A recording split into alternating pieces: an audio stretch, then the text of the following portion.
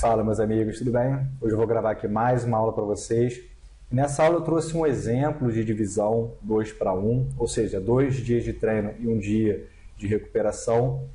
E é uma divisão, uma organização de treino que é muito comum nas academias. Eu trouxe um exemplo de um protocolo A e um protocolo B.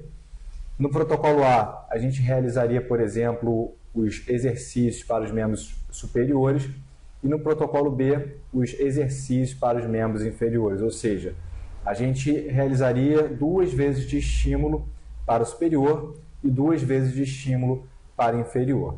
E uma coisa interessante é que quando a gente traça, por exemplo, o tempo de recuperação, a gente observa que o tempo de recuperação ele é um tempo suficiente para cada estímulo. Então, por exemplo, se eu estimulo aqui o protocolo A na segunda, eu volto a estimular esse protocolo A na quinta.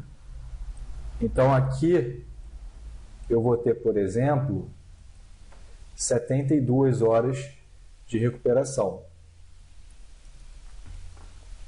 Eu tenho aqui 72 horas de recuperação do protocolo A, de aplicação do protocolo A na segunda, até quinta novamente. E a mesma coisa acontece quando eu aplico, por exemplo, o protocolo B.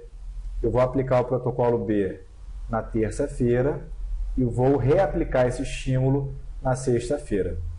Então, eu também vou ter, por exemplo, as 72 horas de recuperação. Então, na segunda-feira, eu realizaria exercícios para os grupos superiores e tronco, por exemplo, e na terça-feira, os exercícios para os membros inferiores, então quadríceps, glúteos, isquiotibial, tríceps sural, por exemplo, e reaplicaria esse estímulo na sexta-feira. Então, de segunda para quinta, eu tenho 72 horas de descanso, da terça para sexta, eu tenho também 72 horas de descanso. Poderia organizar de outra forma? Poderia.